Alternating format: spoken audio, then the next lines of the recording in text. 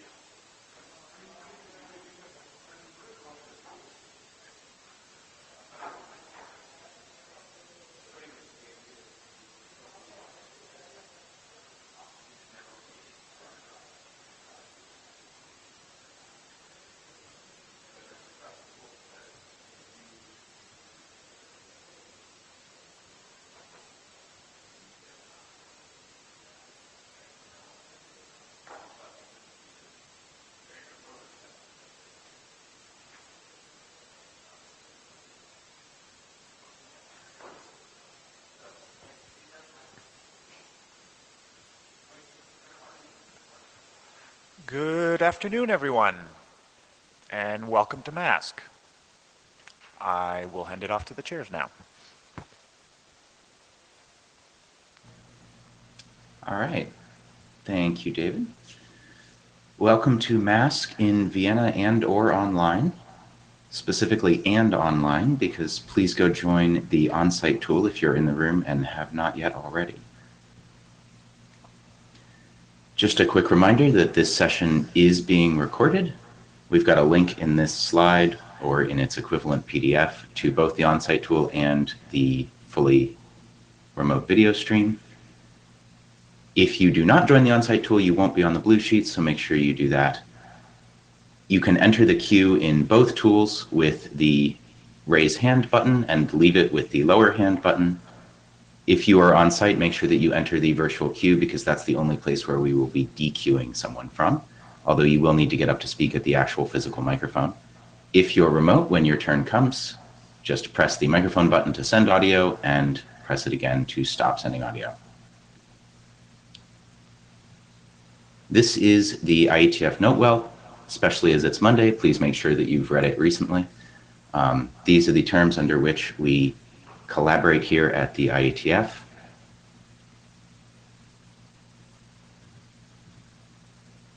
We've got some helpful links to our agenda and other notes in here. This is mostly for the PDF later. And our agenda today. First things first, we need a Jabber scribe and a note taker. Somebody willing to volunteer to reflect notes at the in-person or virtual mic and or take notes.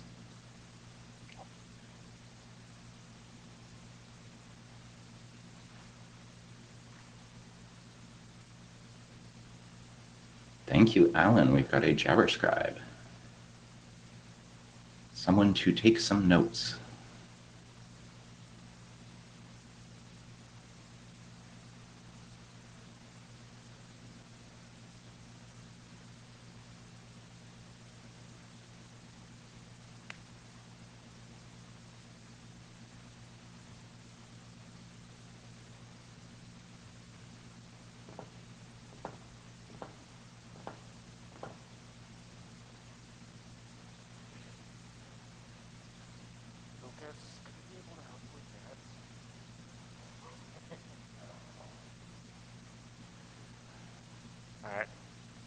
Who else can help with minutes here? We need that to get started, people.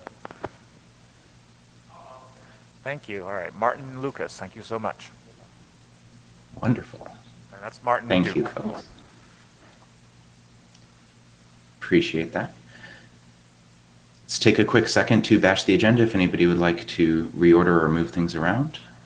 What we've got up are our main active drafts. So we've got H3 datagrams in Connect UDP, and then after that, we will be doing some IP proxying support and calling it a morning.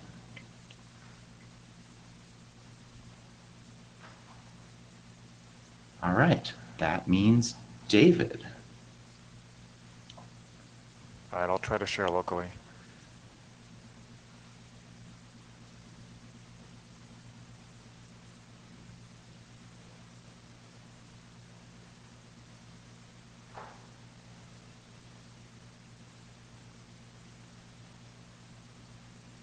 All right, take us away.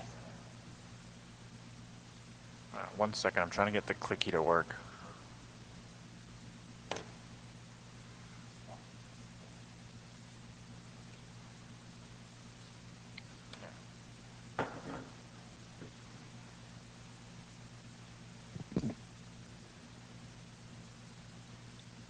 Good afternoon.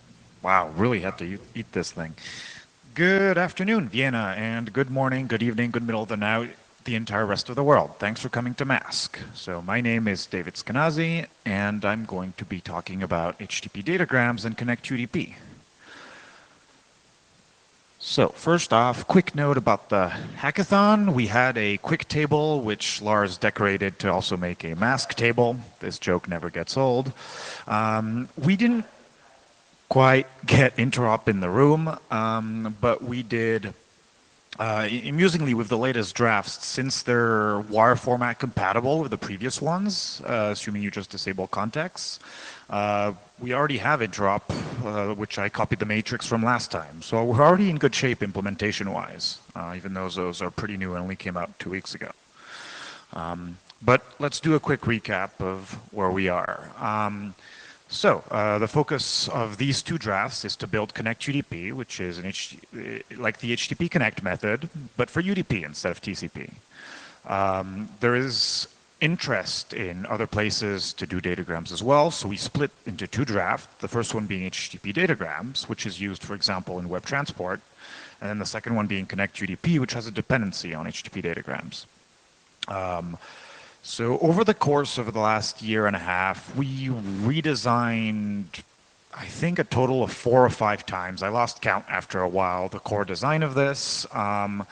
So since we were kind of going in circles, we decided to go with another approach. We formed a design team, which met a few times, and we came out with an output at an interim a few weeks ago and got consensus. So all that was good. That's been merged, and now we have these new drafts. So I'm going to quickly go over what the drafts do right now. So first part that is in the HTTP datagrams draft is the capsule protocol. So the capsule protocol runs on the data stream, which is what we call the data that goes after the headers. So in HTTP2 and HTTP3, that's the data frames. In HTTP1, it's after the 2 new lines after the header block. And it's a bidirectional sequence of TLVs. And it's meant to be end-to-end if there are any intermediaries in the middle. And any method can choose to use it or not. Connect UDP does. And so that allows it, for example, to send datagrams. And there's a little header that we added as well, so you can tell intermediaries that the capsule protocol is in use. It's not mandatory, but it exists. And intermediaries are able to translate between versions of HTTP like they do for other methods. And for HTTP datagrams, the difference between those and the quick datagram frames is that the HTTP datagrams are associated with a currently open HTTP request stream. So what that means is they're always tied to an open client-initiated bidirectional stream. And so you can still send them, kind of think of it as a sidecar, but datagrams don't exist in a vacuum. They're always tied to a request. And so the formatting is there on the right. So when you send a quick frame, that is the quick datagram frame, it has the quarter stream ID in it followed by the HTTP datagram payload. So we divide it by 4 because all the client-initiated bidirectional stream IDs are multiples of 4. And we also introduce a datagram capsule. So capsule being a sequence of TLVs, the T have an INR registry, and we define a single one, which means datagram. So if you receive one of those, it means the same thing as receiving this datagram quick frame.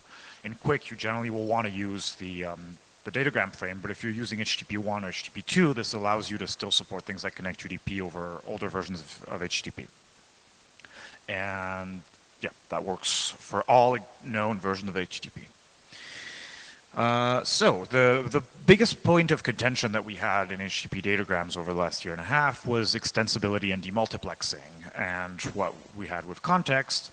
So the consensus that we landed on was to take that out of the HTTP datagrams draft and put it inside ConnectUDP. So that means that, for example, for web transport, it doesn't have this feature because they didn't see a need for it. So when it comes to HTTP datagrams, we're pretty much done. We've resolved all the issues. We'd like to move forward because that unblocks other working groups like web transport. And I think we're ready for working group last call. So I'd like to kind of pause here and ask like the chairs what they think, or anyone on the floor if they have thoughts or comments.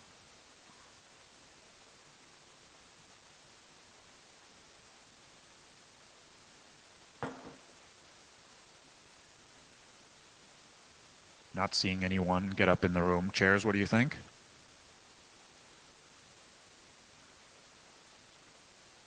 I think we're looking pretty good. I think we'd generally be aiming to initiate a last call for this on the list after this meeting. But that is also a massive thanks to a whole lot of folks who have put a lot of time and effort into this, especially before our previous interim and a lot of that stuff. So a thank you for that. And now that the slate is looking pretty clean, we're probably going to go and start a last call right after this meeting wraps up. Thanks, Eric. I see Maria in the queue. Yeah, hi. Is it working? It's working, but please state your name. Mia Kulevin. Yeah, I think this looks pretty good. It's pretty clean, and it's probably ready. What I would like to see is have at least one draft that uses the extension and you know, think a little bit more about if we did it right at the end. So there is no more extensibility in HTTP datagrams. The extensibility is inside ConnectUDP. Sorry, I thought we were talking about both of them. Well, right now we're just talking about HTTP datagrams. Yeah, no, that's easier. Okay. Okay, but hold that thought. I'm going to keep going then for ConnectUDP. Any other thoughts from anyone on HTTP datagrams before I switch over to ConnectUDP?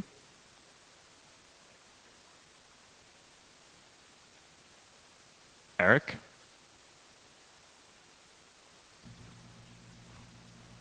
Sorting out the queue. Just wanted to ask, is there anybody who thinks that we should not move HTTP datagrams forward without ConnectUDP or anything else? Because I think our intent here is to move HTTP datagrams forward, especially because there's other working groups that are depending on it sooner, and then continue to wrap up ConnectUDP and then ConnectIP afterwards. Excellent. I will take that as a resounding silence. Thank you. Tommy in the queue. All right. Yep. So I definitely think we're ready for working group last call. I would just note as HTTP chair that when we send that out, let's also send a note to the HTTP group to also review, since there may be some folks in there who haven't been paying super close attention, and it would be great to get their review kind of alongside the rest of the working group. Yes, absolutely. Thank you. Awesome. Thanks. Okay, moving on to ConnectUDP. So ConnectUDP, it is not an HTTP method. It was in the earliest version of the draft, and we kind of kept the name, but it is now an HTTP upgrade token.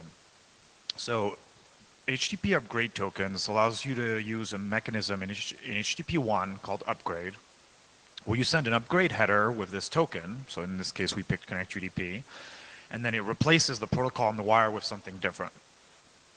So that in this case is the capsule protocol. In HTTP2 and HTTP3, HTTP upgrade tokens are used for something called extended connect, where you send a method of connect and a protocol of connect UDP. And this is documented for HTTP2 and RFC 8441, and we have a draft for the same thing HTTP3 that has already been approved by the IASG. So we have a normative dependency on that, but we see this draft as happening before connect UDP anyway, so we don't see a problem there.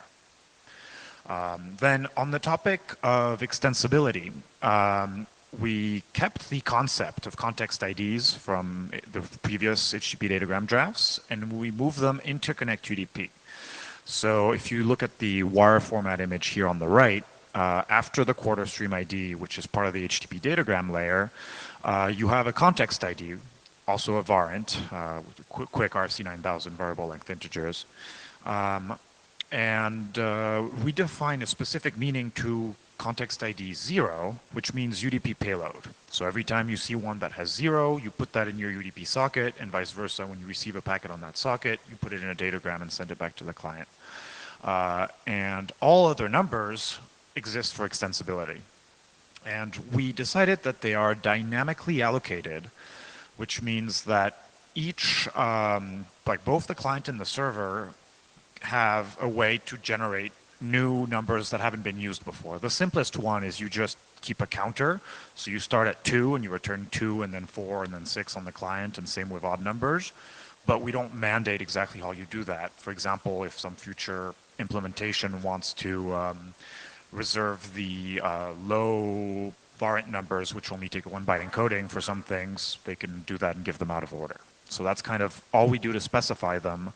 And from the thoughts that we've had for our extensions, this seems to be powerful enough to enable any extension that we thought of, because you can, for example, create an extension that adds information to UDP, let's say ECN bits, and just define a new context ID for that. Or you could define a context ID that sends information that's unrelated to a specific packet. Let's say you received ICMP, which is not tied to a UDP packet necessarily. And so we introduce in this draft the concept of registration, which means that we, when an endpoint decides, okay, I've picked number 4, and number 4 means this, that's how it informs the peer of that format and of those formats, or that format and those semantics. And we don't specify registration exactly. We say that you can use HTTP headers. We say that you can use new capsules, because headers are kind of simpler. You're guaranteed to have them like during the request response cycle. Capsules are more powerful if you need, for example, for something like compression, where you don't necessarily know what the value is at the request response time. You can add them later. So you have the option to do both, but we don't define how to do it. We say, okay, we leave this as an exercise for future extensions. And I kind of want to pause on here because I know some folks had thoughts. My personal preference is to kind of keep it like this. I would rather keep this draft simple and allow us to move it forward more quickly. But I want to pause here and make sure that the working group agrees with that statement.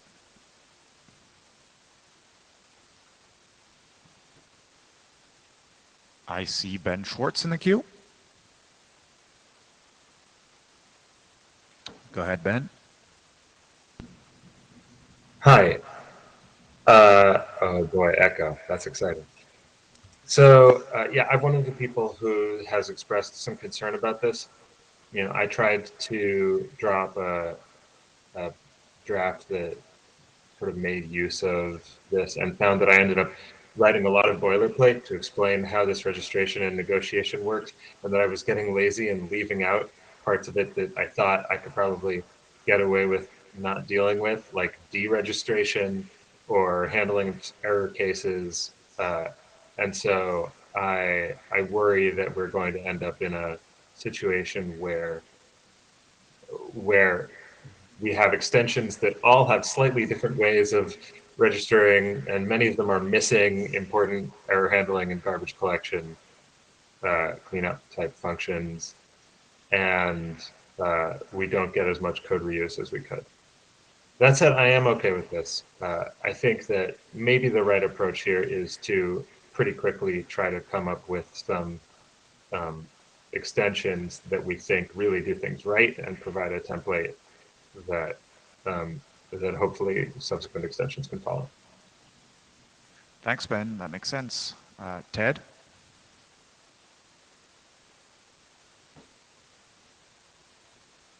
Ted Hardy speaking. I agree with you that probably you will have use cases where you want to either HTTP headers or capsules, but I think what you probably should do now is pick the one you think will be the most useful quickly, put that in the draft, and note in the draft that the other might be defined as a later extension.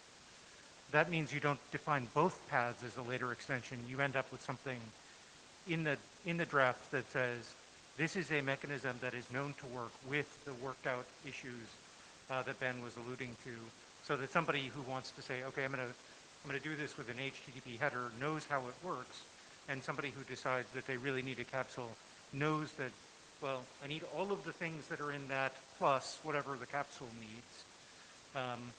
But that also means I'm defining an extension as the cost of my going off the base spec. Now, I would actually say, for the reasons you already elucidated, that HTTP headers would be the one I would put into the draft now, if you are going to put one into the draft. And I think functionally, you're not going to be able to put this complexity off long, since you're going to want to do this soon. So you might as well tackle it now. You could put it in a different document if that helped you, but I would do it now. Thank you. My personal preference is to keep it in a different document because I see Ted gives me the thumbs up because the use case that we have for actually putting this in production doesn't need extensions just yet, and it'll be easier to interoperate with folks if we have a standard for like that what we need. But having a draft for this that we start right away sounds great to me, honestly.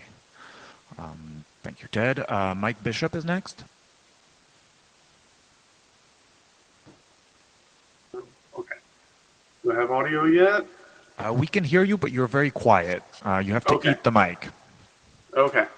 So I'm going to, I feel somewhat hypocritical because the H3 draft does kind of say you have to figure it out, but it gives you a suggested mechanism, which is sending a setting and defining a setting as part of your extension. You don't really have settings here, so I'm not sure how you would hand wave this away. I feel like it needs to be defined. It also helped in H3 that we had several extensions that were already in progress when we wrote that. So I think a separate document would be fine, but we do need to start it, and we do need to actually define this and not just leave it for each extension to figure out how they want to build it. Thanks. So on the topic of, like the analogy with settings, we have an equivalent, which is HTTP headers. So let's say, and you're right that maybe in this draft we kind of add a bit of text explaining that's what you use. But since the capsule protocol is only in use and HTTP datagrams are only in use after the HTTP request and response have been received, you can negotiate any kind of extension by sending them in headers. So that gives us kind of our extensibility joint for negotiation. And then the context ID allow you the rest. Thanks, Mike. Martin Seaman? Martin, Protocol Labs. I'm wondering. Speak closer to the mic, please. I'm wondering how extensions compose. You've already mentioned ECN bits, and in the draft there's a example extension for timestamps.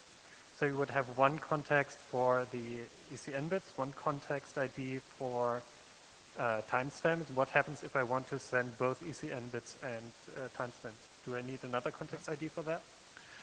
That's a great question. So when we talked about it, that's how you would do composability of extensions is say, if I want to send both the ECN bits and the timestamp, I use this to be defined negotiation to say this context ID means a UDP payload with first the ECN bits and then the timestamp and then the UDP payload. Martin Duke. Martin Duke, Google as an individual. Headers, requested responses are a pretty obvious extension joint, but I will say the downside of that is that you can't use the extension necessarily in the first flight, depending on the specifics of the extension. If I want to send a request with this extension negotiation and then immediately send datagrams with this thing, like I don't know that the server can accept them. So it's a downside. It's not a showstopper, but. No, so that's a very good question, and we actually have a solution to that, I think, in the draft, and I need to double check if that's written down or just in the back of my head. But all we need to say is that you drop context IDs that you don't know. And so you can, let's say, as a client, we called this zero RTT extensibility in previous meetings, if anyone remembers. But the idea is if you want to send something in your first flight, you can send I want to use this extension in the header, and in another header say context ID 4 means this new extension, and then you send a datagram with context ID 4. If the server supports it, it says with its server response headers, yep, I support this, and then it processes the datagram. And if it doesn't, that header gets ignored, the datagram gets ignored, and it's lost. Oh, I'm sorry, the datagram is ignored. Yes, okay. And but that is a good point. I will double check. It all relies on saying that you just silently ignore context ID you don't know, just drop them. And I need to double check if that's actually in the draft. If anyone has it open, let me know. But otherwise, we should say that.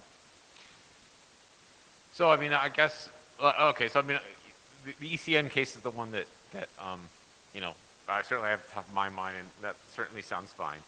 But what you're describing is also an attempt to use zero RTT essentially gives you a 1 RTT penalty, which also is not great. And I'm pointing out problems here. I don't really have a solution, but I'd encourage you to think a little more about if there's some way to a more robust system for this. So there used to be in the draft, and the kind of consensus of the design team was that this was too complicated, so it was removed. And that's kind of, we ended up with the current design. I personally preferred that feature, but I think I kind of agree in hindsight with the rest of the working group that keeping this simple, even though we might have some edge cases like that, is probably worth it in the long run. Okay, thanks. Cool. Ecker's in the queue. Yeah, I mean, on the topic of this zero RT extensibility, I mean, as I understand the mechanics situation, that's great for you, isn't it? I'm just going to keep talking into your head after I do that. Sorry, Ecker, I have a really hard time hearing you. Can you speak closer to your microphone, maybe slow? The acoustics aren't great, and it's probably because I'm behind the speakers here. Yeah, hard for me to get much closer without having my face in it because it's attached to my camera. On the topic of having accessibility in the first flight, as I understand the mechanics of the situation, you either have to. Oh, that's great. I have the echo on your side. Don't you guys have echo cancellation? I need to put the microphone down. Sorry. Well, it's not helping. So as I understand the mechanics of the zero RTT extensibility here, unless you have mandatory extensions, even if the extensions are self-describing, you can't use them guaranteed in the first flight because the other side might reject it. And so as a practical matter, the most you could possibly do is announce them in the first flight and then still have the ignore behavior that you described here.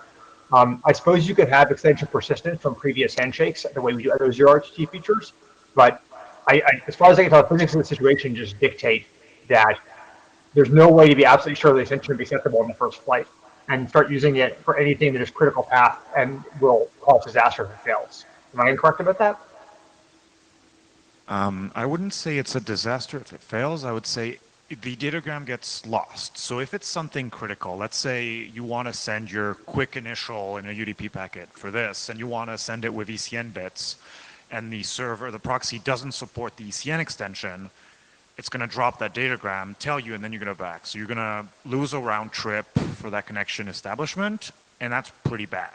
So I think in general, probably when we get around to writing the ECN draft, we might say, unless you have a reason to know that the proxy supports ECN, like you're saying, maybe we remember it, I would just like not use it in the first flight because it could cost you a round trip. But the failure mode is just that datagram gets lost. It doesn't get misparsed. Right. I think you and I are on the same page here. What I'm saying is you can't use extensions for anything where if it was lost, it would cause failure. That's right. Okay. Then I think we're on the same page. Cool. Thank you. All right. So it sounds like what I'm getting from the room is folks are overall okay in not having this draft define the whole system, but that we should start work on a separate draft to actually define how to do registration. And that sounds great to me. All right. Now for everyone's favorite game, let's close some GitHub issues. One of the things that I didn't discuss too much yet is how you configure clients. So for HTTP Connect, either in the proxy settings of your computer or OS or of your browser, you put in a proxy host and path. Sorry, host and port. What we do instead for Connect UDP, and the Connect IP draft for that matter copies that as well, is we put in a URI template. And so it's kind of a thing that looks like a URI, which has these magic variables, target host and target port, that anytime the client wants to do a Connect UDP request, it swaps them out for the actual host and port that it wants to talk to. And so here are 3 examples on the slide. URI templates are a little bit complicated. We added some text pretty recently. I forget if it got into the last draft 2 weeks ago, or I think I might have landed that PR after the draft caught off, so sorry. I added a paragraph that tightens up the rules on the URI template, so you can't use some of the really crazy and hard to parse syntax in there. And I think that makes it a lot more wieldy. However, one thing we thought of was a lot of existing OSs have a UI where you can only put in the proxy host and port. You can't put in a URI. And we kind of probably want to work with those. So the draft defines something called a default URI template, which is if your UI kind of has this limitation, here's the URI template you should use. So it's pretty simple. You just use the proxy host : the proxy port and 3 slashes with the target sort and target post there. And I think it was Eric Nygren who filed an issue in saying, well, should this use .wellknown? I don't personally care much. Does anyone have opinions on which way we should go here? Do we keep the current one, which is short, or do we move it to something at .wellknown? I see Ben Schwartz in the queue. Go ahead, Ben. Hey, I think .wellknown is correct here. Sorry, say that again a bit slower. I think .wellknown is the correct place for this. Okay. Anyone else have opinions? MT+1's in the chat apparently. Thank you. Okay. The one that I put up there, .wellknown / mash / UDP / target host / target port. Does that work for everyone? You guys can hear me?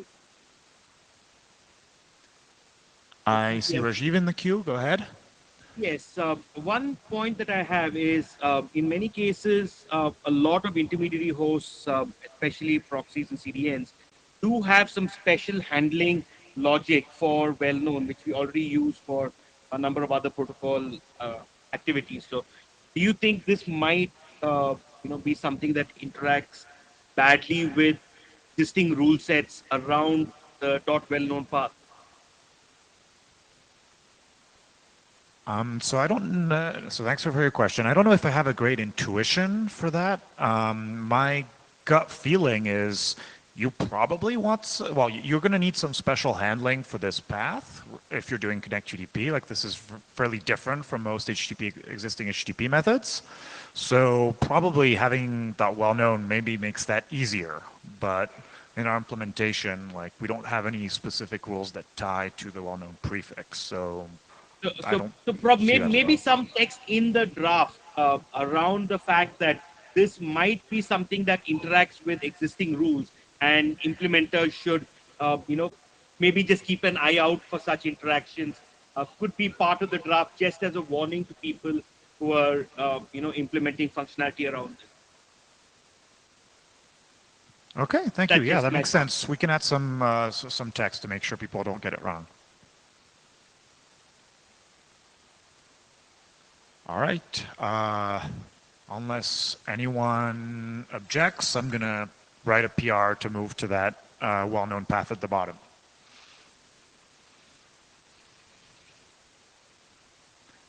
All right. And now for another fun one. So for HTTP2, we use extended connect, and the method there is connect. For HTTP1, we use upgrade. Upgrade works in theory with any HTTP method. And whatever we put in there doesn't really have semantics, because we could say it's whatever, any proxy that correctly implements this spec will handle it, doesn't matter. We don't get any information out of the method. The draft currently says we should use connect for consistency with what we do for H2 and H3. And Eric, I believe, pointed out that we should use get, because that, or maybe we can use get, because that's more consistent with what WebSocket uses when it does upgrade, which is kind of the really only widely deployed use of upgrade that I am aware of. Lucas pointed out on, oh yeah, we discussed this at the last IETF meeting, and kind of the consensus was let's ask the HTTP BIS working group. So I wrote an email and got 0 replies. So clearly they care. And Lucas pointed out that Connect might cause more deployment concerns. So how about we just use get? If anyone has thoughts or opinions, please come to the mic.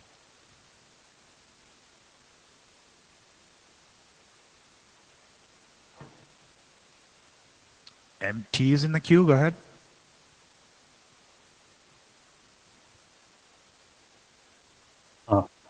Audio going out is wonderful. So it's cacheable by default with heuristics. So I think there's the possibility that a very stupid cache might accidentally cache something that it shouldn't, but host is probably okay as well. But whatever.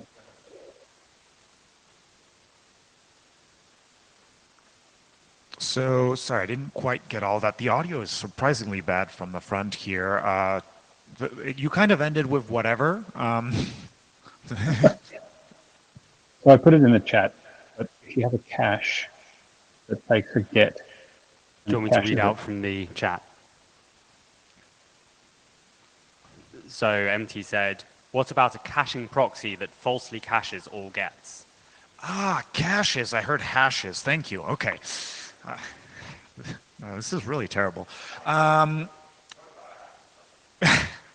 that's a real concern. Lucas, since you're the one who was preferring get to connect, you want to come say something? Because it's true that get is marked as cacheable, whereas connect is not. Hello, I'm Lucas. Can you hear me? Yes. Yes, great. I mean, the problem would exist for get WebSocket upgrade then. Like, what I like about using get is the symmetry and the asymmetry between H1 doing what it does and H2 and H3 doing what they do, and how it works already for WebSocket. If we followed this, it would, at least if there's caveats drawn out in caches for WebSocket today, they could still look at the upgrade header, even if they didn't look at the content and just say, this isn't cacheable, even though it probably is. In respect to the Connect, Connect is just weird, and trying to build something new on top of it with 1.1 doesn't fill me with a lot of confidence. If we had to, I probably, again, could carve out another caveat for it, but it just seems like, I don't know, this or that, whatever. Yeah. Oh, I'm very much in the whatever camp. Thinking more about caching. So this is for the case of some box that doesn't support this. So they're probably going to send a 404 or some other kind of error. If they cache that, that's not a problem because the answer is going to be the same every time. Ecker's in the queue?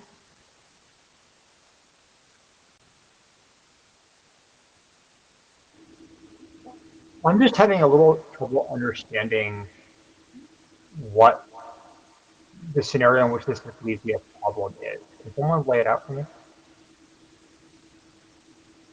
So the idea is if you're talking to, and granted it's an odd scenario. Let's say you set your proxy settings to, I don't know, davidskenazi.com. I don't support Connect UDP on there yet. The same server runs Masque.uno, but that's different. And you try to do this, you're going to get some, you don't want the proxy to catch fire. You want it to properly say, nope, I don't support this, go away. And we're trying to think about, like in all cases, it's nothing really too bad, but we want to find the least dramatic way for the proxy to fail, I guess.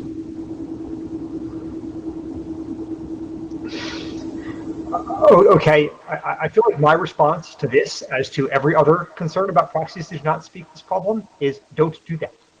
You don't accidentally get connected to a proxy which has the wrong semantics. You mistyped or you're misconfigured. So I actually do not care for proxy, and the proxy shouldn't catch fire with any data sent to it, obviously.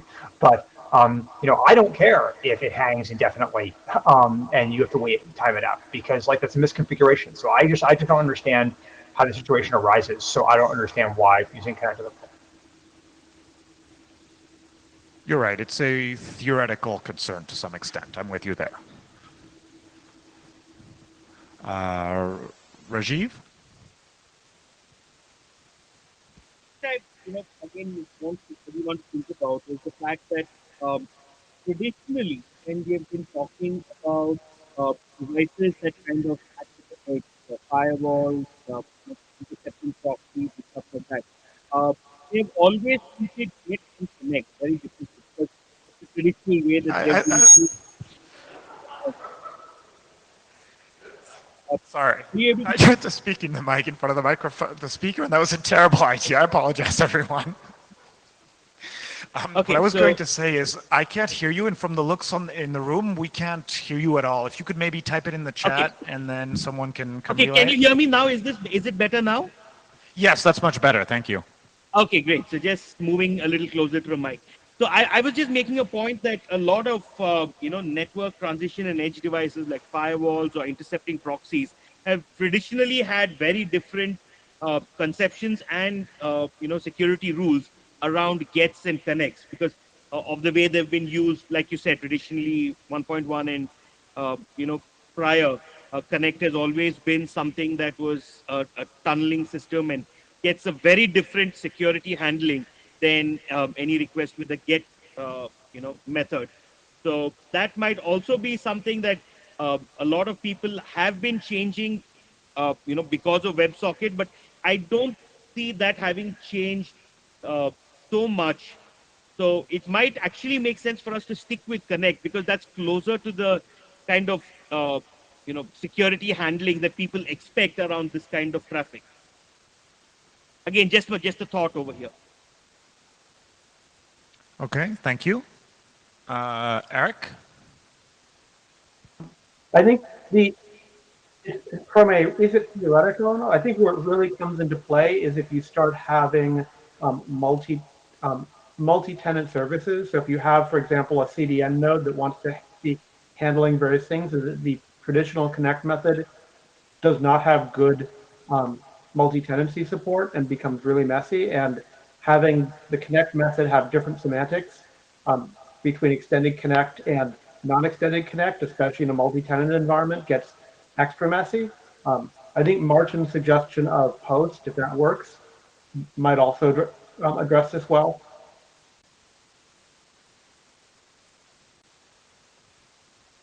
My only problem with post is then I can't resolve this with a coin flip anymore. I need a like 3-sided dice.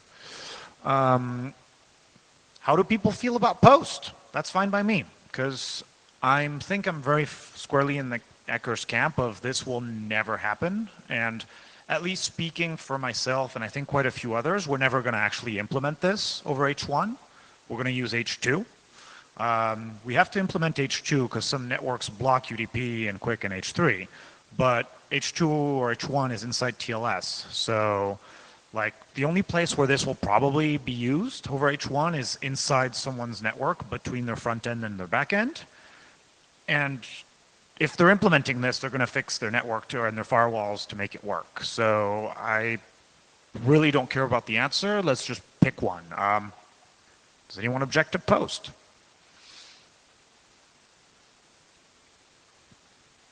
Ecker? I mean, I kind of do. We have a thing for this. It's called connect, and overloading post yet again seems gross. That was my objection to get too. I guess I don't understand Eric's point. I mean, I don't love connect, but I don't understand Eric's point about why connect is a problem.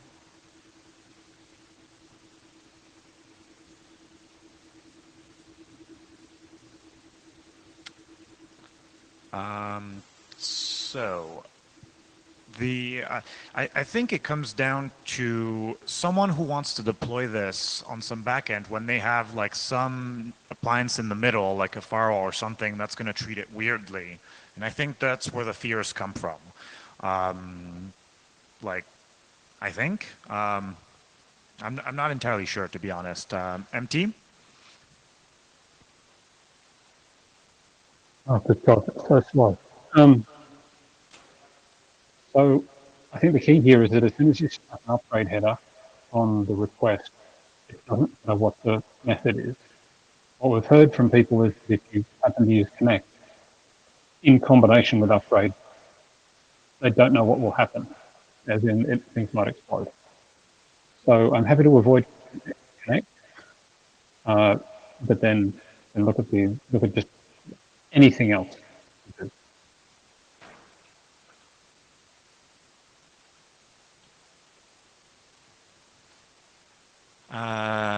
Okay, well, we have someone who wants connect and someone who wants anything but connect. This is going great. Mike Bishop.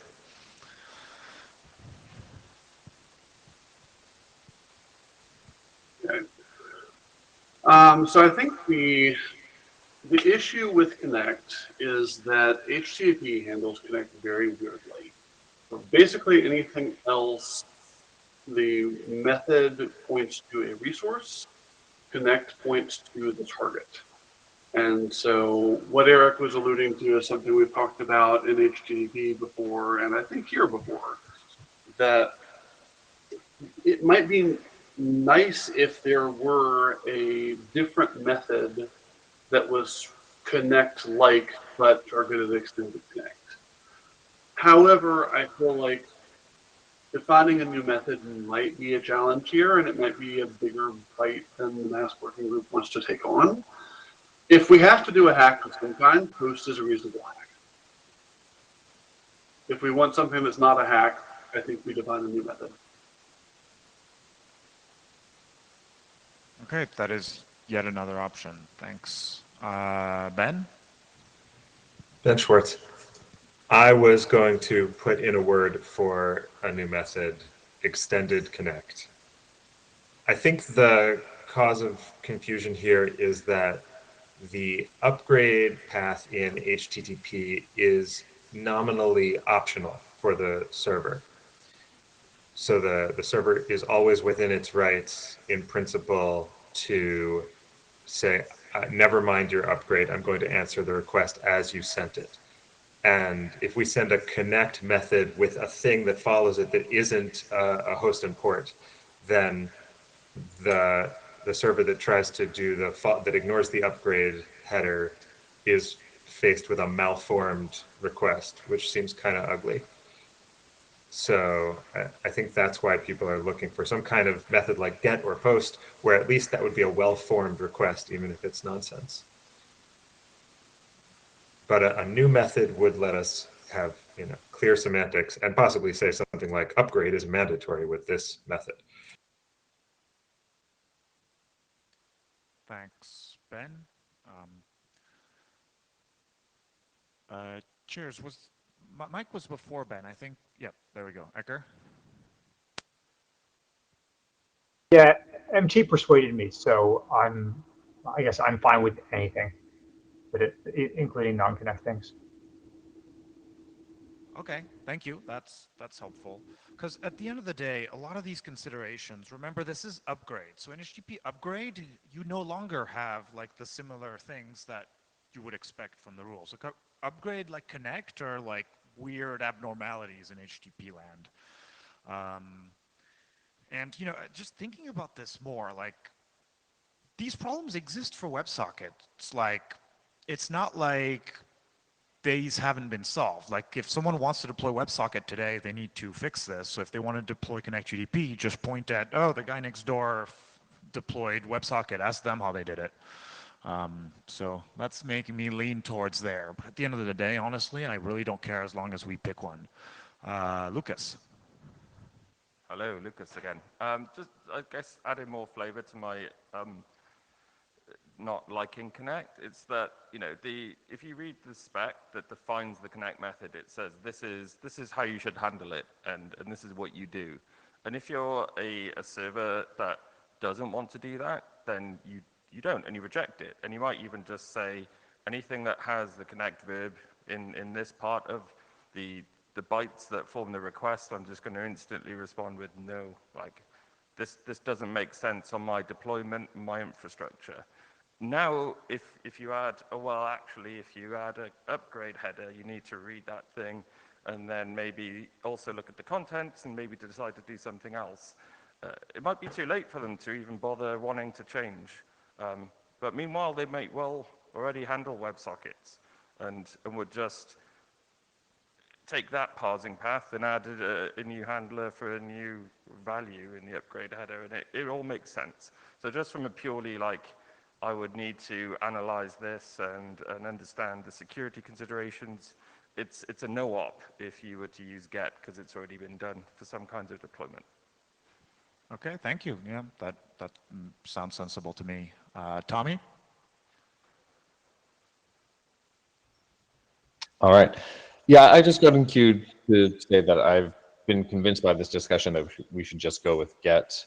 Connect clearly has problems. And as I mentioned in the chat, I don't think the overhead of trying to use a new method or even use a method other than get, which isn't being used with upgrade today, is worth the effort, considering that we don't really expect this HTTP1 use case to really ever be used in the wild. So it's not worth going through allocations or paving new ways for it. Thank you, Tommy. Yeah, I fully agree with having less work for the editor because that's me. So I'd very happily not create a new method. Martin Duke. Very briefly, I will just say get because of the wisdom of the ancients who did it with WebSockets, and maybe there was a good reason. And beyond that, just being consistent with the approach we have. But more than that, this is starting to smell like a bike shed since everyone agrees it's a corner case that may never actually come up. We're spending an awful lot of time legislating this. Maybe we can take it to the list if there's other stuff. Thanks. PHB?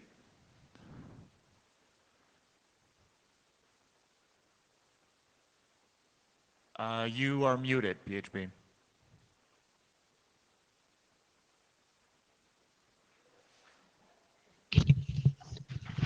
No, I'm not muted. I'm on the wrong microphone. Yeah, we can hear you. What? We can hear Okay, you. yeah, I'm just wondering why you're doing 1.1 at all. I mean, if you think this is a corner case, you think it's, you've got a complicated enough spec already. Why not just get rid of it? If people need to downgrade, let them sort it out. That's a reasonable point. I suggested that a few years ago, and we got some pretty clear working group consensus that we wanted to support H1. So we decided to do it, accepting the fact that we didn't want to spend too much time on it.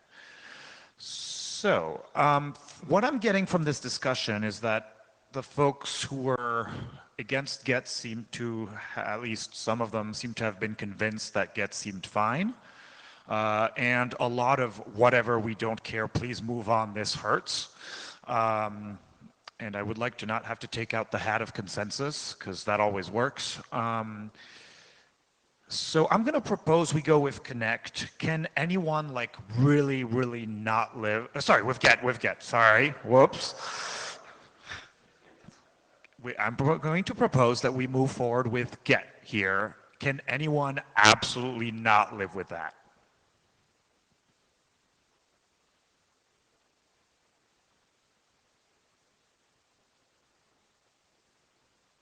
Okay, then we shall go with Get. Thank you very much for our traditional Masque bike shed of the week. And what is my next slide button not working? So, fun fact, that was the last issue on the Connect UDP draft. That's why we spent so much time on it, even though it wasn't very interesting. And so this is my favorite slide because it's fun. We've managed to resolve all remaining open issues on Connect UDP. Where do we go from here? I'd be inclined to perhaps also move it to working group last call. We're in good shape. We have multiple implementations. This is out in production for some folks. Can we start that working group last call? Chairs, what do you think?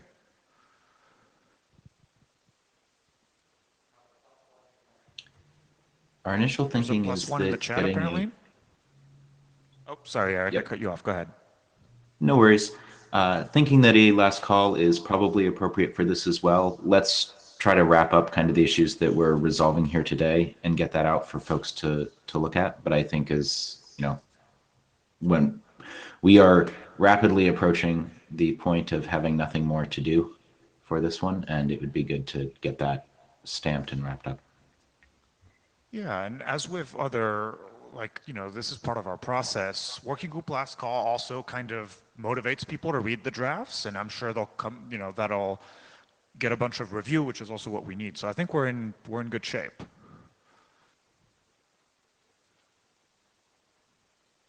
Okay,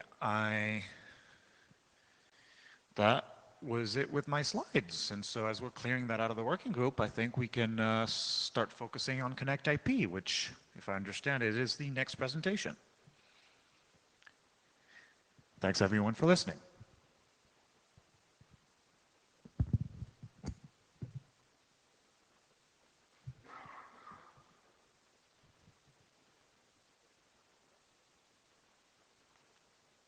All right. Hello, everyone. I'm Tommy Polly, and I am going to be sharing our other adopted draft, which is Connect IP, or IP proxying support for HTTP. And this is a collaboration between myself and the folks at Google and Ericsson, who had previous proposals around Connect IP, and we had merged the document before. And we have a pretty quick update today. So the main change in the last version of the draft was just to update things to align with the changes that you've already heard about in HTTP datagrams and Connect UDP. A lot of it is very much mirroring Connect UDP as far as how it uses the datagram formats, how it has support for contexts, for extensibility. The existing work we had done for the capsules to negotiate the different IP address routes and address assignments, that all remained the same as it was before. So we really have two open issues that we want to go through today that are interesting problems still to solve. And then the other point I'll mention is that we do need more interop testing on this. So far, a lot of the work has been done around basic HTTP datagrams and Connect UDP. Those, as we see, are getting pretty mature. And now I think it's going to be useful for implementations who are working on Masque to start playing with Connect IP and doing interop testing. I can say, for my own implementation, this is, again, still a to-do to really get ready for interop. But if you are interested in doing that, let's talk collectively about that and prepare for a checkpoint at some interim, or at least by the next IETF meeting, so that we can get some good experience with this protocol. All right, so let's dive into those open issues. The main one, which is interesting, is MTU handling. And this is something that in general you have to deal with encapsulating protocols and proxies. To some degree, people need to think about it for Connect UDP, but this is really an interesting problem for Connect IP specifically. And the problem, which was raised in an issue that David wrote up, is that you can have cases where you have a small, quick packet size that is the actual kind of tunnel, and it may be too small to actually hold the minimum MTU that's required for IPv6, which not only is annoying to not be able to hold large packets, but it actually becomes a protocol violation, or like you essentially can no longer use this as an effective tunnel for IPv6. So I give two examples here of some of the sizes that you could expect. The first one is if you're on a normal 1500 byte MTU link, if you do the calculations and figure out how much room you have, assuming that you have relatively small stream ID numbers, etc., and packet ID numbers, you have plenty of room for a minimum IPv6 packet. You can actually have a pretty large packet going through here, over 1400 bytes. However, if you have the minimum quick packet size, then you are not going to be able to hold the minimum IPv6 packet size inside it. And this is particularly interesting because some quick implementations will start with a minimum packet size and try to explore up, which means that there may be times during your quick connection lifetime in which you aren't going to be able to tunnel certain packets, and then later you would be able to. So this is really an open question, and I'd love to hear people's opinions. I don't have a particularly strong opinion here of what should we do when we run into this case.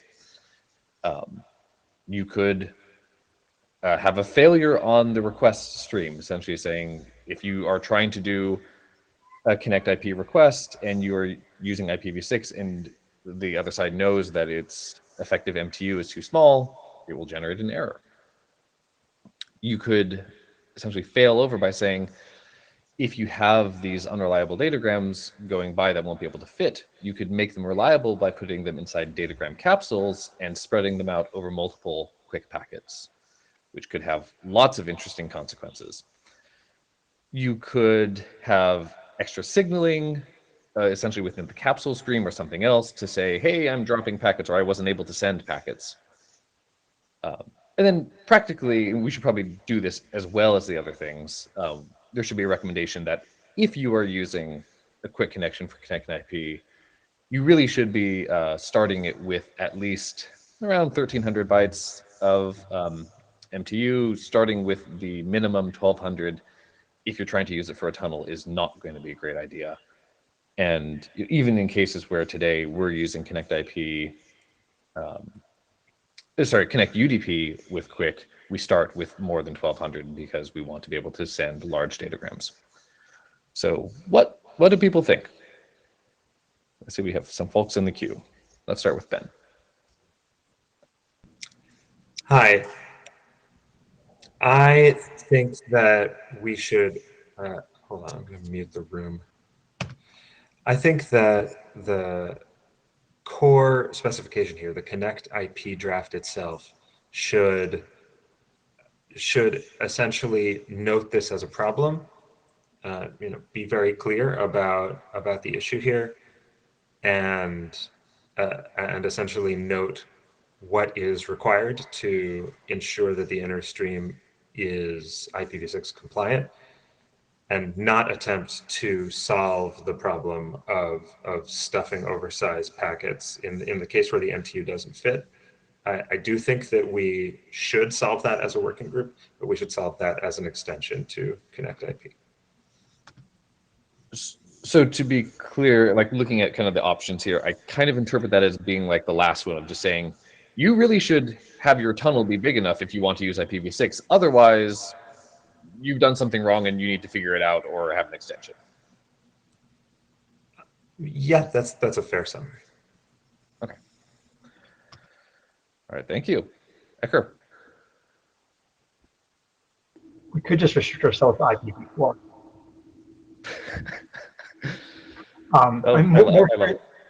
More seriously, I think again, if you advertise yourself that you're an IPv6 carrying tunnel, then you have to carry minimum MTU size packets, or everything's just going to fall apart. So I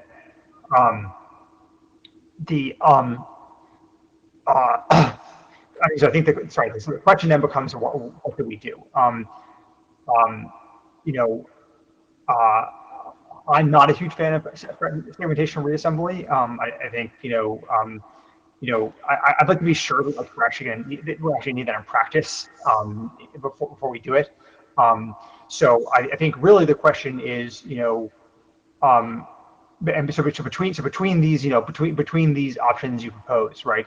I think the first is kind of like, I guess maybe you can imagine doing that if you say like, well, I can only negotiate 1100, so I'm going to allow IPv4 and not v6. It's not like a totally crazy thing to say, though pretty gross. I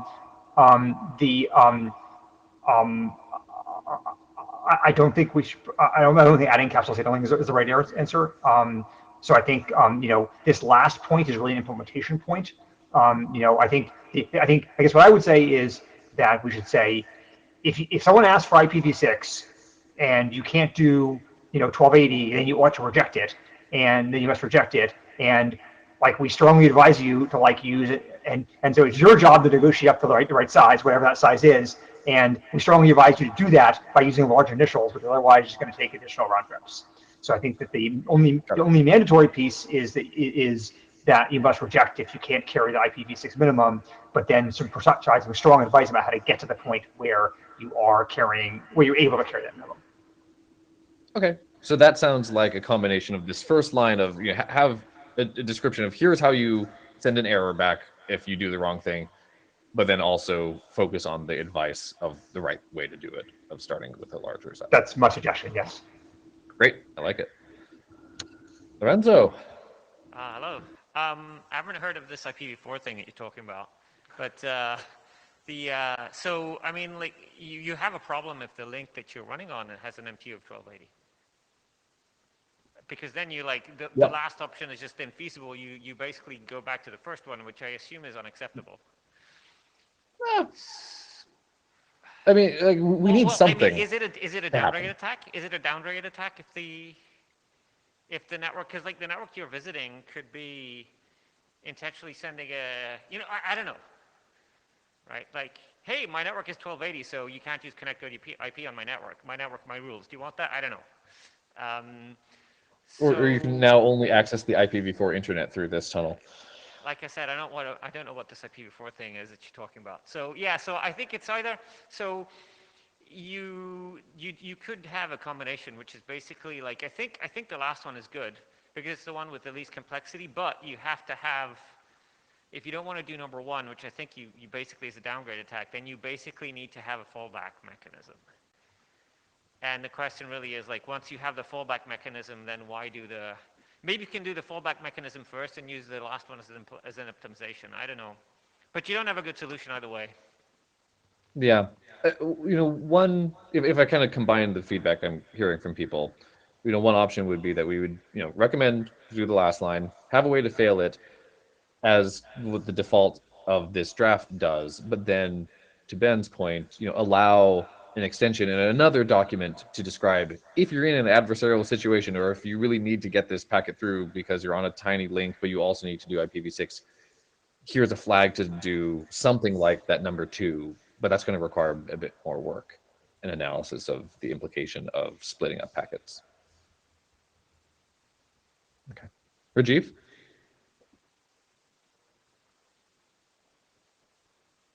Look, hi guys, can you hear me? Yeah. Okay, so my point. You're very quiet for the room. If you can speak a bit closer to your microphone again. My point here is more on the lines of, we should not be failing any traffic unless it's, an absolute essential, and there is no way of getting that data through. Especially considering the fact that MTU changes may happen in mid-queue. Okay.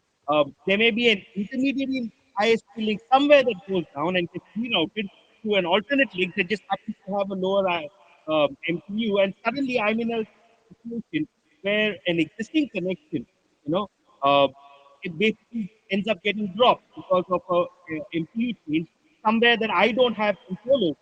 Okay, and it's not happening at the initiation of the connect where I can check, okay, am I negotiating an MTU with my path to the remote end, because my path may not be static. So I think the correct handling for this ideally should be uh, allow the connection, where a path MTU, issue crops up, wherein we don't fit in it, to allow segments to fragment and reassemble. That opens its whole can of worms, but probably pair that along with some sort of error signaling saying, hey, your packets are being fragmented. Maybe at, you may even want to put in a hop count or whatever else. But the idea is to have the sender get some notification that yes, there's fragmentation happening. So therefore, there's a degradation in the performance of the tunnel, but the tunnel doesn't fail unless it absolutely has to. Okay. Understood. And Thank and you. and it's up to the endpoint to say, okay, if I see fragmentation, maybe I make a decision as one of the tunnel endpoints to drop the tunnel and initiate a new negotiation to see if I can probably get the MTU back up. Maybe a new connect, bypasses some connection tracking, gets onto a different link. Cross your fingers and hope. But the point is that a running session may degrade because of an MTU shrinkage, but it should not fail. That's my opinion on this. One question to you, Rajiv, actually, before you go. Would you be fine with specifying essentially this fragmentation reliability behavior as an option or extension that you could essentially say during setup, like, I support this? That would work. That should work. Again, the question should be, I believe that having a flag might be useful if someone wants to explicitly disable it, but I still believe it should be the default option. Our default should always be try to get the traffic through as best you can. Yeah. I'd be tempted probably would be to have it on, but if someone really wants to ensure a certain level of performance or a certain level of reliability and does not want partial packets and stuff like that, give them the power to turn it off. That's all the more power to the implementer. Yeah. Okay. Thank you. I'm a bit tempted to say instead, that it's something that would be an opt-in, but it could actually be an opt-in that would apply. We could also define it for Connect UDP for cases where you'd have very small MTUs there and you need to fragment datagrams. Yeah, anywhere with similar behavior, this makes sense. Okay. Thank you. All right. Mike?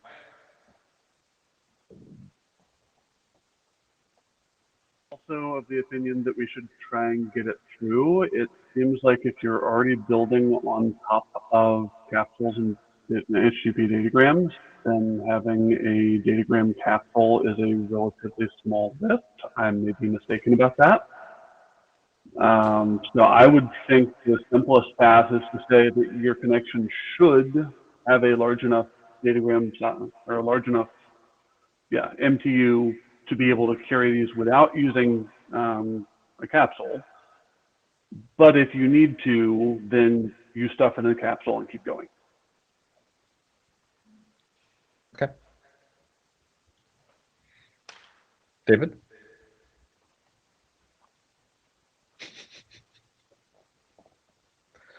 David Skenazy, Google. My thinking here is that a network with an MTU kind of that low is, for the outer one, is kind of borked, right? And we know how to handle those networks that are borked. Another example of a borked network is one that doesn't allow UDP. When that happened, we switched to connect IP over HTTP2. So I like that last approach of saying, you know, if you want to do IPv6 over connect IP, yeah, just have initials big enough that if the network is borked, we don't use it that way. And that's just really simple. In practice, that's what I think I'll implement. And everyone's happy. Like figuring out other things seem like really complex, and given how much time we spend on simple issues, I'm terrified at the idea of how much time we'd spend on complex ones, so let's keep it simple.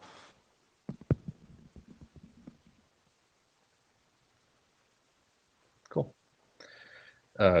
Gory? And if people, as they're done being in the queue, could remove themselves from the queue, that'd be great. Hi, Gory, I'm just joining the queue. No. Okay, so we went through this when we did DPLP MTUD, which wasn't kind of trivial because there was lots of these cases, and this is that final case of what do you do when it doesn't work. So let's go right back to the beginning. I think the last bullet here is the right thing to do. You know, just send a big packet across it and see if it works. Of the right size, yeah? I mean, if you need a few extra bytes, check it out, make it work. Yep. Right, if it doesn't work, what the heck do you do? I mean, do you want to fragment and reassemble here, and then somebody tries DPLP MTUD over the top and tries to figure out the fact that it's not broken, and then you get kind of brokenness twice, or I don't know. So there's the warning, kind of like, don't do this at multiple levels.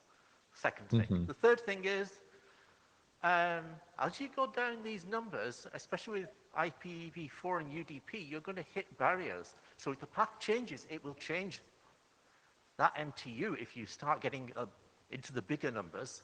So you've got a problem there as well. The paths might not stop working later on. So we have to detect that somehow. And if detecting it simply means it doesn't stops working, then maybe that's a good signal to the app. So maybe simple's okay. Right. Yeah. But you may need to close your stream if your MTU drops. Yeah, you have to figure out lack of connectivity and just close the stream. Exactly. Yeah. All right. Martin? Martin Duke, Google, as an individual. So this strikes me as like not a new problem. I mean, IPv6 over IPv6 tunnels have it, and I'm not like an interior guy at all, but presumably there's some sort of received wisdom on how to handle this sort of case, and maybe we should take it. Secondly, like this is certainly quite acute for Connect IP. This also exists, I think, as somebody already said, for Connect UDP, and I know we just closed Connect UDP, but like if there's something we decide we should do here, like I mean, we could have a reference, which would be sad, or we could just like cut and paste the text or something. But this is not just a Connect UDP problem, or Connect IP problem rather. Thanks. One comment I would have about solutions at other layers of tunneling is, you know, there is something we need to do here, just because with a Connect IP request stream, it is a bit more stateful as a proxy here, and we do need to just know how do we spell the semantics of the error handling in HTTP. Right. Yeah. Can I just jump in as co-author to answer Martin? This problem is specific to Connect IP. in the sense that IPv6 has a minimum MTU of 1280. For Connect UDP, that's not necessarily the case. And so for those, you can still have things be functional, right?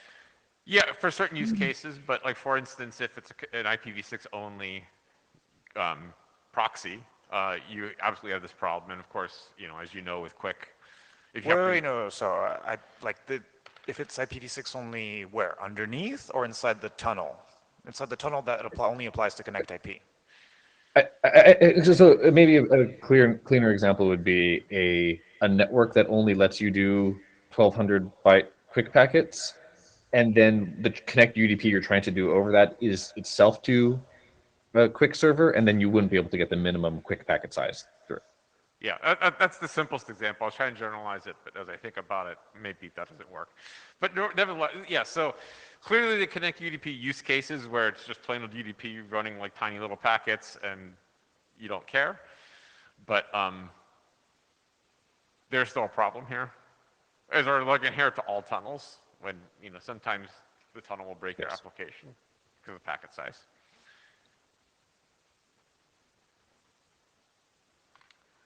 Mia Kulevind, I would like to at least see or work on a solution that uses capsules. We have these capsules, we have these reliable streams, and just putting some IP packets on that doesn't mean that it's IP fragmentation for me. I think it should just work. I don't think it's as complicated as we think, and if it's easy, we should do it. Okay, thank you. Lorenzo? Lorenzo again, I'm going to disagree with myself. I think that everything should be IPv4? Oh, boy. Exactly, yeah. I think, yeah, we have this problem I think we have this problem with Connect UDP, unless you want to go into like saying that UDP is a stream. I don't really know if it is. I think it probably isn't.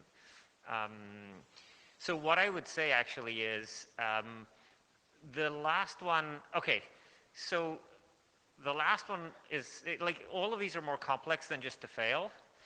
But unless failing in any situation is acceptable, then we need to, then simplifying the implementation means only supporting one way to do it. And that basically means number 2, actually. So basically, like, if you're implementing, you want it to work the same way all the time, regardless of what happens to you.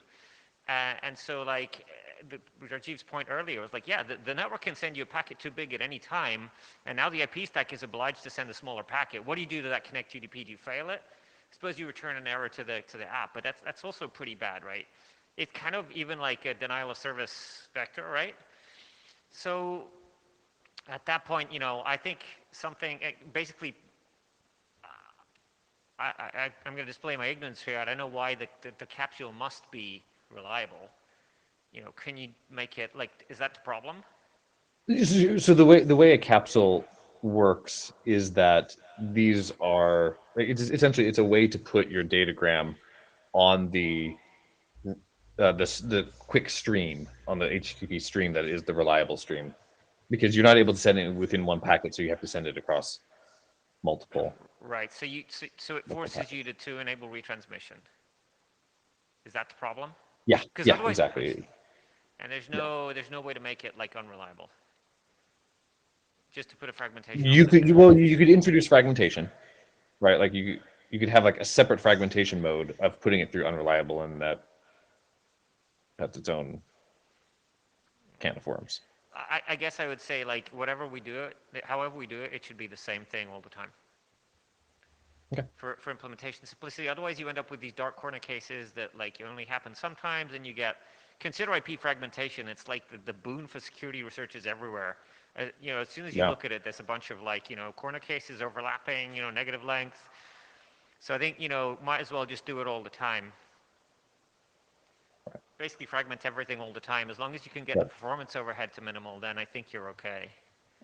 I mean, the benefit of putting it over a capsule is, even though you have the extra retransmission, it's extremely simple, and it doesn't have all the caveats that fragmentation would. Yeah. Ecker.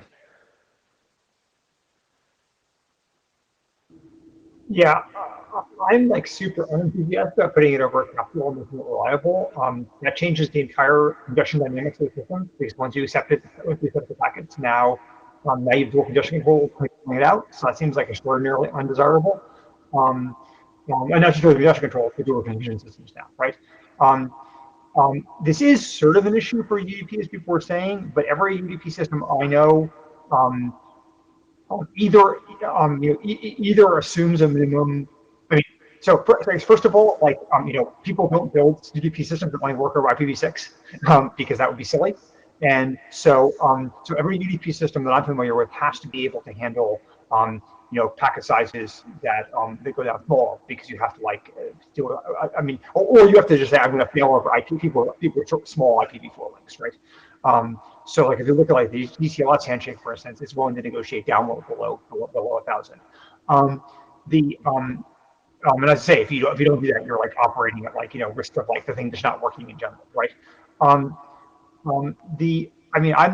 no lover of fragmentation, but to my knowledge, the problems of fragmentation are largely due to attempts to do passive packet inspection by stateful IP inspectors, and because we're encrypting things, that's largely not the case here.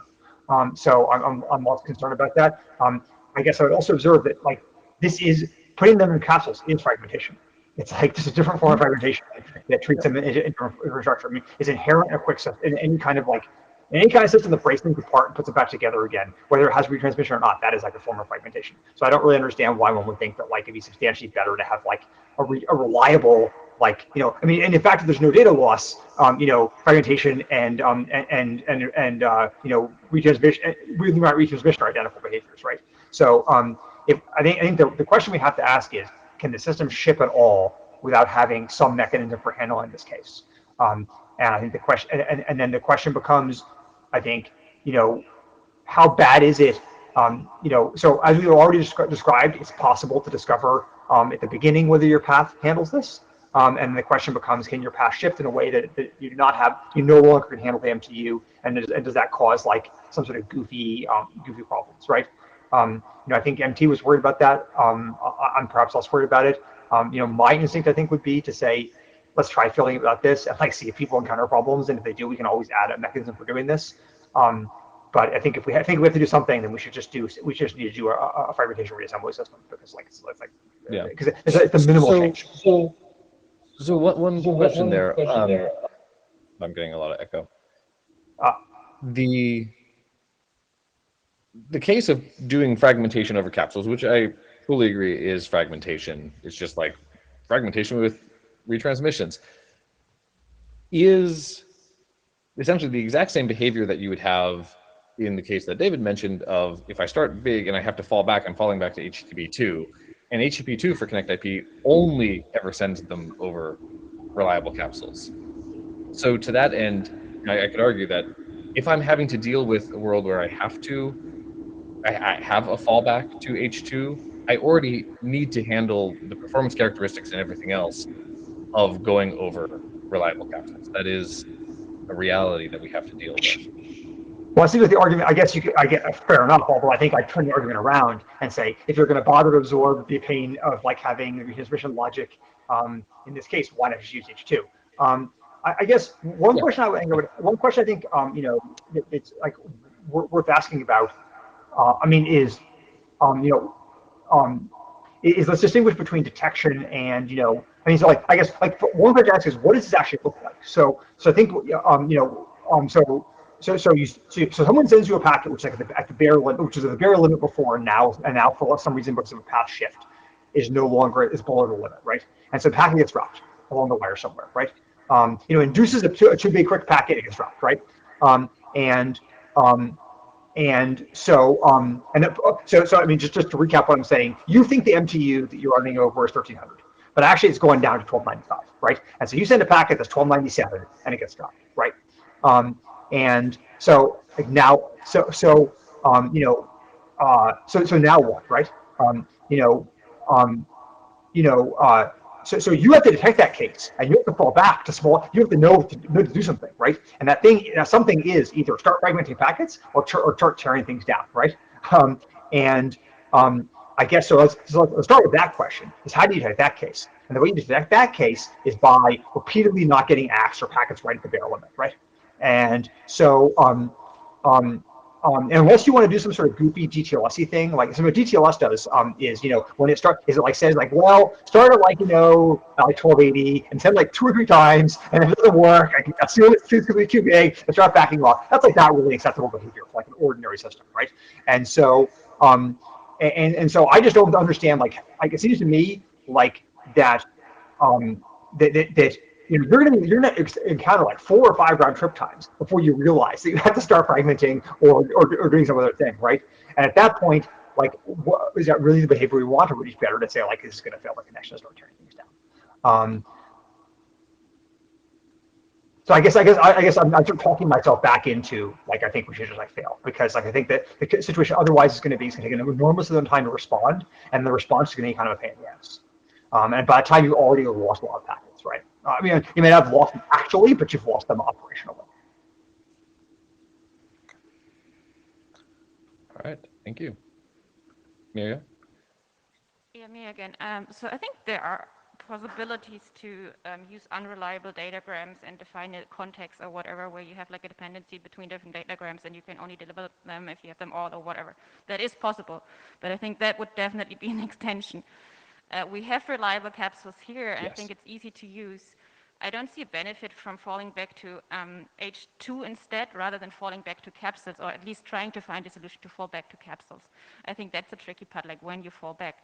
But capsules are easy to use and give us what we need. Yeah, I agree. It's very equivalent to falling back to H2, except you just don't have to now bring up an H2 connection to do it. Okay, Rajiv? Up the point that while it is quite tempting to say, hey, if we encounter this case, just fail the connection, that keeps our implementation simpler, cleaner, less possibility, like Eric mentioned, of losing a 2 or a 3 or even a 5 round trip time cycle, just figuring out that we need to start enabling fragmentation.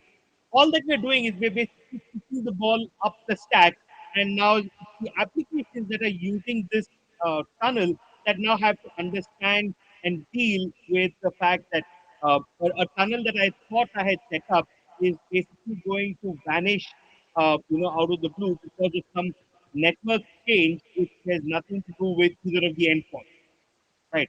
So, which means I probably have no visibility on when a tunnel may completely just rip out and die under me, and all the error handling, reconnect, all that logic now has to be borne by the application end of things. Okay, so while it might be interesting to target simplicity here, there should be some level of understanding that if we make it too simple, we're not simplifying the entire solution. We're only simplifying our piece of it and pushing the complexity somewhere else. Yeah, so just that point that I wanted to make over there. Thank you. Thank you. And we have Lorenzo again. Yeah, just always do everything in capsules. I mean, there's not even a problem. Like, traditionally, if you retransmit something reliable, you have like a compounded retransmits. But if you unless you have like really aggressive timers above you, the app will just see no loss and it won't retransmit.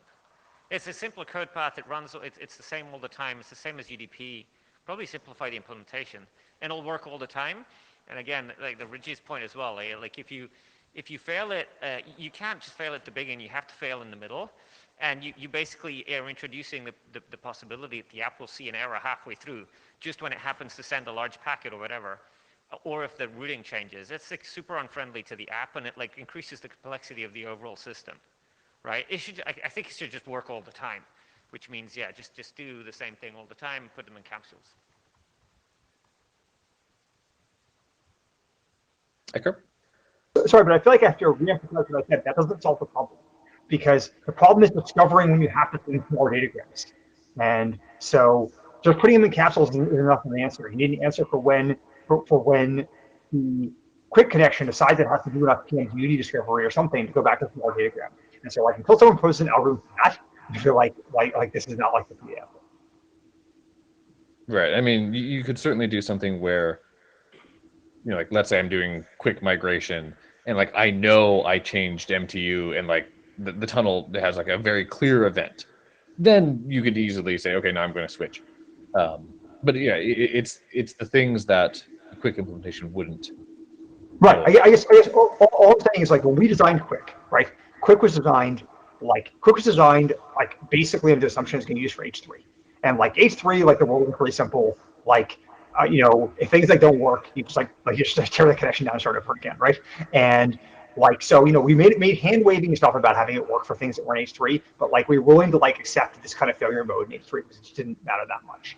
And I guess what I'm saying is if the argument we're offering is that the argument here is that we don't want people to take weird mid-connection hiccups, right? Then we actually need to find an algorithm that does not result in weird mid-connection hiccups. And merely saying send over capsules does not accomplish that because you're still going to take multiple round trip times before you recover enough to send things in the small enough datagrams that they actually traverse the network. And so, like, I think like if people want to go that route, like we need a complete answer. That answer has to like prescribe enough of an algorithm that like under unknown topology shifts, which is the alleged problem here, topology shifts you're not aware of, that you still recover properly. Because if the answer is like it's known topology shifts, just do PMG discovery at that point, and if like the fact and tear the connections down if you don't meet the basic requirements, right? So so I think it has to be unknown topology shifts, and it has to be fast. Otherwise, like someone just took 4 trip times and like not going to be very happy about that. And I don't know about like and the rediscovery. I mean, the retransmit timers on like retransmit timers are pretty fast, like on these endpoints. Once you have established the round trip time, so like so if we're going to take 4 RTTs to discover this, like the other side's going to retransmit in that time period. Yeah. Okay, I think we have drained the queue. We don't have consensus, but we do have a lot of good input. So thank you for all of that. I think it's a very useful discussion. Yeah, there's a lot of good stuff on the chat too. So hopefully we have the notes that we can go back to and the video we can go back to, and we can come up with a proposal for next time.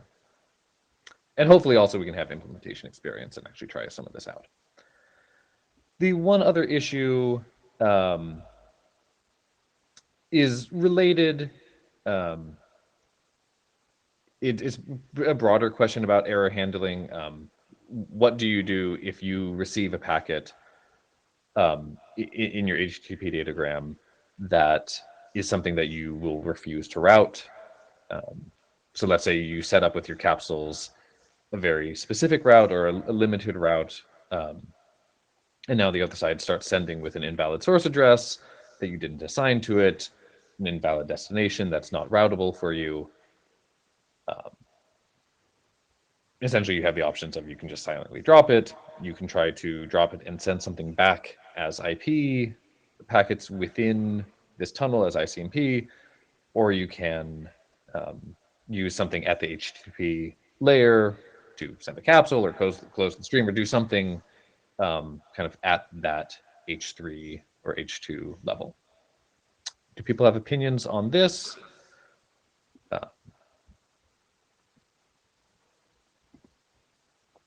Rajiv?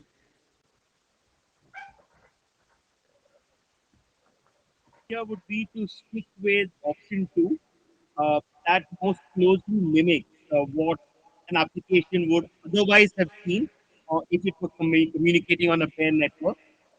So you would expect them to already have the mechanics to handle stuff like that and deal with that.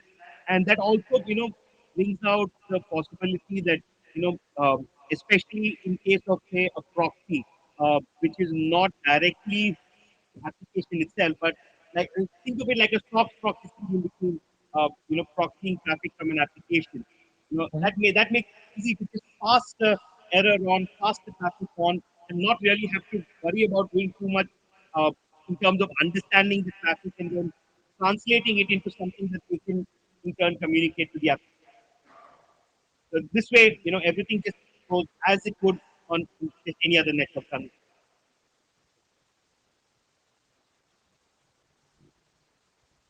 All right, thank you. Corey?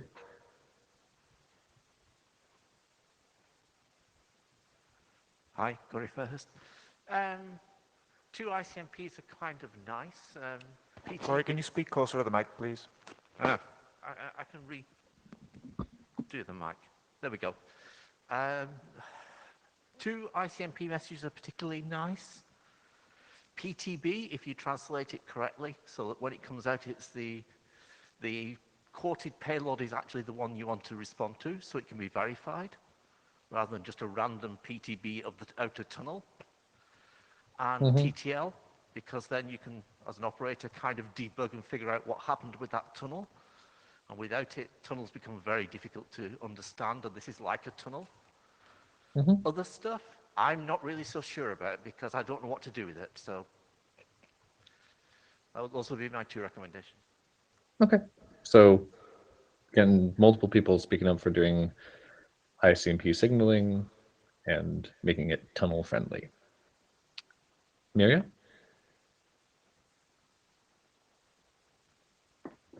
Sorry, just a clarification. Where do you send the ICMP message?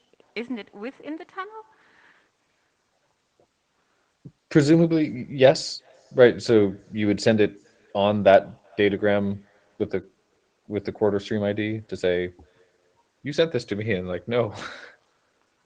Yeah, so why, I mean, like, this is not visible to anybody, right? So in that case, I would rather use capsules.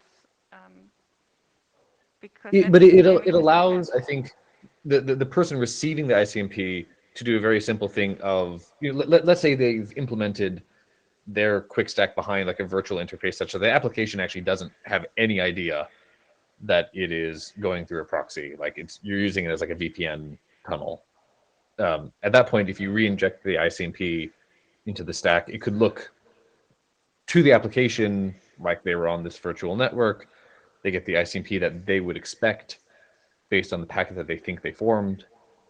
I guess you could still generate an ICMP message locally if you really need it. Right. So at that point, it's a question of does the server have to do it or does the client side have to do it? It seems like a dependency to a different protocol, which is not necessary to me.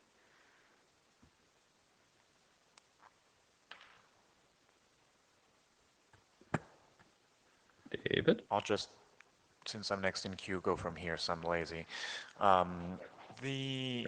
What we're building here is, sure, a virtual tunnel, but at the end of the day, what it is an IP link. And the internet protocol uses ICMP when something goes sideways. And so, in a way, we don't need any normative text here. Like if, like the two sides of a connect IP tunnel are IP routers, and those are very well-defined components in the IP spec. And if a router doesn't want to forward something because of its policy, because of its MTU, because of anything it fancies, the spec says you send ICMP. So that's like what it comes down to. We don't need to invent anything. We don't need to really say anything. Perhaps having some implementation guidance of saying, by the way, this is how this is done. Like, if your stack pops out an ICMP packet, don't freak out. Seems useful, but like we don't need to design anything new using a capsule or something. We already have this in the IP specs. Yeah, me again. I agree to that. Like if we want to use ICMP, we maybe give a recommendation, but we don't have to say much because that's like not our business. I wonder if there's any benefit of silently drop, because like silently drop seems to be an option when there is kind of a security risk or an attack risk or whatever. I don't think that's something we have in this tunnel. So I think it's better to be explicit than being implicit, making sure that the other end knows what's happening there. And if we really want to make sure that the other end knows what's happening there, we should have a feedback mechanism within our protocol. Well, we already do, and that's ICMP. Why do we need something additional? I think she was just commenting on the option one, that option one is bad, which I agree. Well, that's fair, but we shouldn't preclude it. I mean, just like for IP routers, there are many different cases where you don't necessarily want a signal. Let's say you're under load. So like, giving guidance seems reasonable to me, but at the end of the day, we're sitting on the shoulders of many hundreds of pages of IP specs. We don't need to reinvent those. Yes, so if you have a reason that's covered by ICMP to drop it, you can use ICMP. We don't have to care about it. It's not our business. If you actually drop it because that's not what you requested in the connect request, and like I'm providing you a connect service, and I believe that like you are not doing what you asked me to do, or like what I'm providing to you. Maybe it's good to say this explicitly. Yeah, I agree with that. That sounds like useful guidance. Rajiv? Second, what Virya just said, that silently dropping in this particular context, is probably something that we strongly advise against, in our draft text. Because in the IP router world, silent drops have a very valid use case, either in terms of trying to protect the network integrity under either attack or high load conditions. That makes a lot of sense. But in the context of a tunnel environment, which we are talking about, which is a much more selective use case of general purpose IP routing stuff, you've actually got an environment where you have a stable endpoint at both ends, okay, and you've already negotiated some amount of uh, you know uh, connection semantics before you've started traffic. So at this point, deciding to silently drop traffic after doing that seems quite troublesome for the remote end. So I guess that you should always have a mechanism where uh, a silent drop should not be allowed unless in extreme conditions.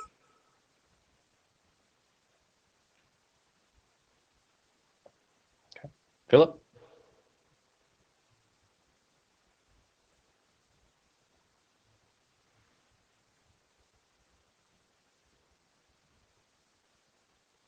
Philip?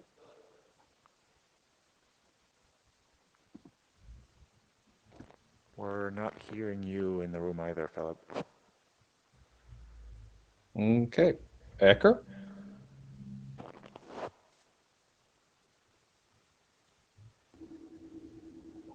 So I was struck by what David said a few minutes ago about standing on hundreds, if not thousands, of pages of RFCs. And it seems to me that this is an aspect of Masque, which is like essentially like every other tunnel system we ever built.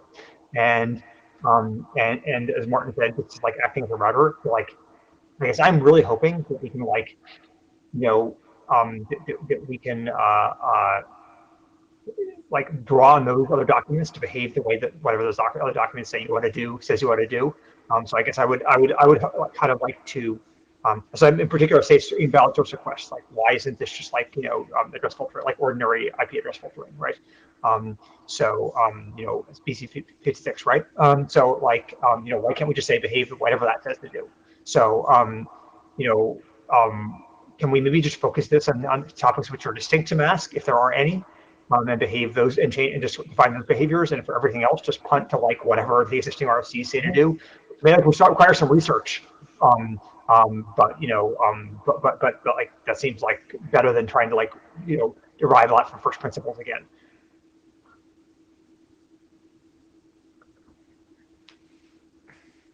Martin Duke, Google. So like, I guess I don't understand. I mean, I went back and looked at the draft just now, and I guess I don't understand the case where where the client could legitimately send a packet with an invalid source or destination address, right? Because those things are specified through the capsules or the host request. So let's say you do a capsule negotiation. You say the other side says you can send from this source address and you can send to these addresses, but the content of my datagram is a full IP packet. And so I can put bad IP addresses in it. Well, yeah, yes, clearly it's physically possible for them to send everything, but that is like clearly a protocol violation. What do I do if I violate what you told me I could do? Yeah. Well, I mean, close the stream. Like if people are ignoring what the proxy told them to do, then I mean, I think that's. I mean, Quick is a different layer, but in Quick, like anytime you violated the spec, we just kill you, and I think that seems totally appropriate here. I mean, ICMP is a different world where you don't have these pre-negotiated things, or the context for ICMP is a network, a Wild West, where like you don't really know where the packet came from, and you don't know what's authorized and what's not. But like here, all this stuff is pre-negotiated. The client is authenticated. If the client is misbehaving, just kill the stream, if not the connection. I mean, there are certainly other cases where you are, the other side knows what you're assigned, like an IPsec tunnel can assign you something, but also your router will know what addresses you can send from that you've registered. So there are other cases where you could receive ICMP errors that are equivalent. Fair enough. Okay. I mean, like my argument from like a general IP case may or may not be 100% correct, but I think the point stands that I don't see the downside in just killing the stream.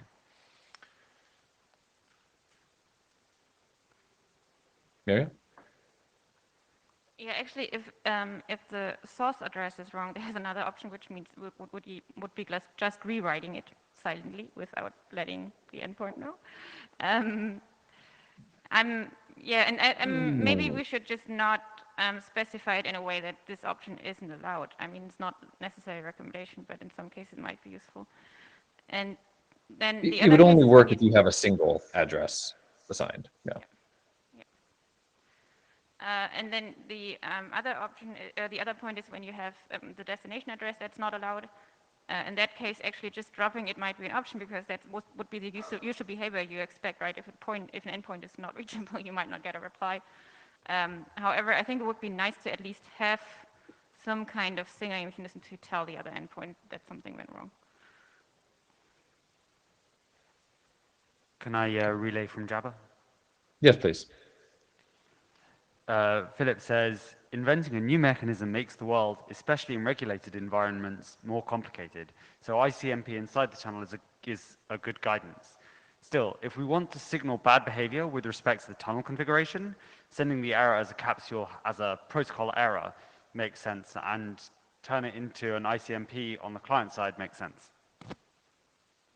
Okay. That's good feedback. Ecker. So much as I'm sympathetic to tear down the connection, if people behave wrong, I think that's a mistake in this case because imagine the case where you have the version of Connect IP where you're basically connecting two networks together. Then you are having like any misbehaving device, of which I assure you there are many, potentially their connection be torn down. And so that seems like in particular, and imagine a situation where you're effectively proxying like a customer network, and now you have like thousands of devices that you don't control, and then one of them maliciously or non-maliciously generates a bogus IP, and the whole thing is torn down. That just doesn't sound like a acceptable situation. So I don't think. I think again, this is like some situation where we're standing on the shoulders of giants, and we ought to like steal from those giants, and we know how to like. I mean, like this is like building a transit network, so like you should behave the same that same way. So I don't think. So I think it's one thing to think like this is like the version where it's like the customer VPN, in which case I like agree with like Martin that like the customer VPN starts generating bogus things, because he's like going to your own Netflix, then maybe you can tear him down. But I just don't think. I think there's a general matter of not acceptable practice. I'll concede the point.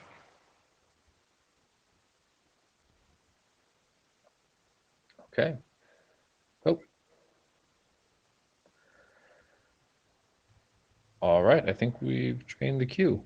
So those are our two open issues. Lots of discussion. Thank you, everyone. The only other thing is, if you're interested in doing interop and testing, let us know. These are some of the things we need to work through. And we'll see you next time.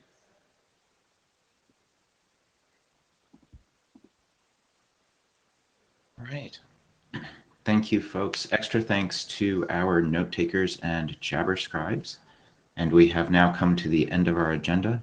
I think we're looking to do some extra interop, as Tommy noted, for Connect IP, as well as folding in some progress on those issues.